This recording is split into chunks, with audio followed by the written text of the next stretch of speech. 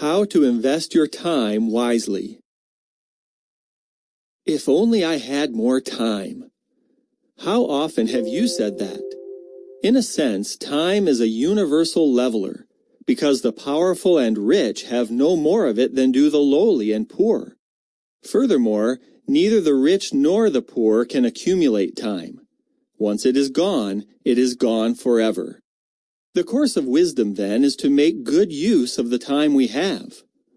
How? Consider 4 strategies that have helped many people to invest their time wisely. Strategy 1. Be organized. Prioritize. Make sure of the more important things, the Bible advises. Philippians 1:10.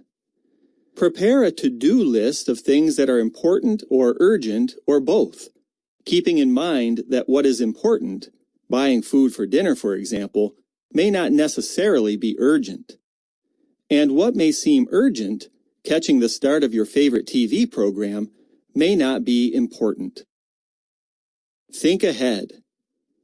If an iron tool is dull and one does not sharpen its edge, he will need to exert much effort, says Ecclesiastes 10:10, adding, but wisdom helps to achieve success. The lesson? Sharpen your axe, as it were, by planning ahead so that you can make the most effective use of your time.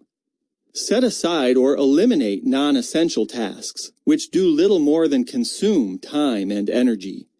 If you find that you have time on your hands because you have caught up on your work, why not move on to a job that is scheduled for later? By thinking ahead, you increase your productivity, like a wise workman who sharpens his axe.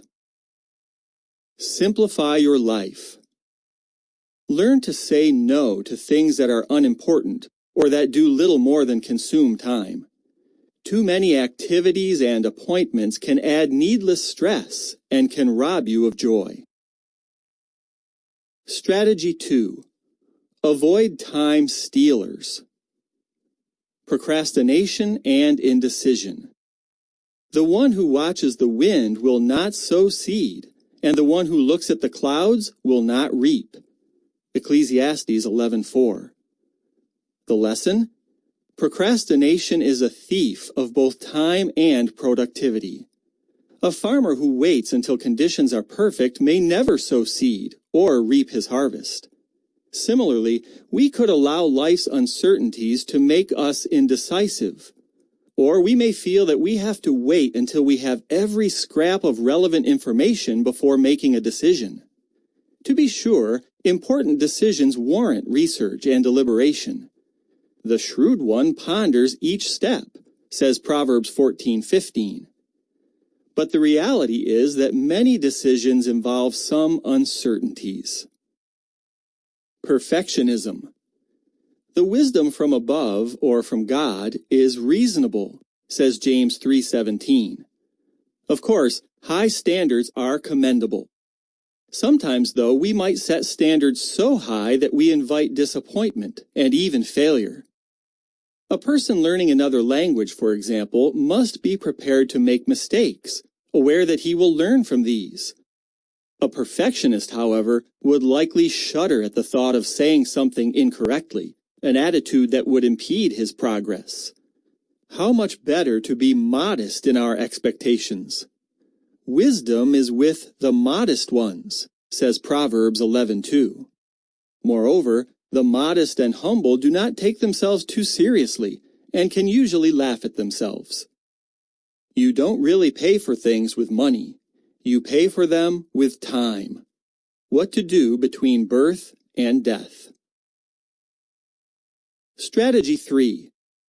Be balanced and realistic. Balance work and recreation. Better is a handful of rest than 2 handfuls of hard work and chasing after the wind. Ecclesiastes 4:6. Workaholics often deprive themselves of the fruitage of their 2 handfuls of hard work. They simply have no time or energy left. The lazy, on the other hand, opt for 2 handfuls of rest and squander precious time. The Bible encourages a balanced view, work hard, and enjoy the rewards. Such rejoicing is the gift of God. Ecclesiastes 5:19. Do not scrimp on sleep. I will lie down and sleep in peace, said a Bible writer. Psalm 4:8. Most adults need about 8 hours of sleep a night to gain the full physical, emotional, and cognitive benefits. Concerning the latter, sleep is a sound investment of time because it aids in concentration and consolidates memories, thus fostering learning. Sleep deprivation, however, impedes learning and contributes to accidents, errors, and irritability. Set realistic goals. Better to enjoy what the eyes see than to wander after one's desires. Ecclesiastes 6:9. The point? A wise person does not let mere desires take the reins of his life, especially desires that may be unrealistic or impossible to satisfy. Hence, he is not seduced by clever advertising or easy credit. Instead, he learns to be content with what he can actually attain, what his eyes see. Strategy 4. Be guided by good values. Consider your values. Your values enable you to gauge what is good, important, and worthwhile. If your life were an arrow, your values would aim that arrow. Good values, therefore, help you to set sound priorities in life and to make the very best use of your time hour by hour and day by day. Where can you find such values? Many people look to the Bible, recognizing its superior wisdom. Make love your foremost value. Love is a perfect bond of union, says Colossians 3:14. We cannot be truly happy and emotionally secure without love, especially within the family. People who disregard that fact, perhaps giving priority to the pursuit of riches or a career, actually invest in unhappiness. Yes, for good reason, the Bible makes love the preeminent value, mentioning it hundreds of times. Set aside time to address your spiritual need. A man named Jeff had a loving wife, 2 happy children, good friends, and a rewarding job as a paramedic. Nevertheless, his work often brought him face to face with suffering and death. Is this how life is supposed to be? He asked. Then one day he read some Bible literature published by Jehovah's Witnesses and found satisfying answers. Jeff explained what he was learning to his wife and children, and they too became interested. That started the family on a spiritual journey that enriched their lives and helped them to invest their time far more wisely. Their study of the Bible also gave them the wonderful hope of everlasting life in a world free of futility and suffering. Jeff's experience calls to mind the words of Jesus Christ when he said, "Happy are those conscious of their spiritual need." Matthew 5:3. Are you willing to set aside a little time to address your spiritual need?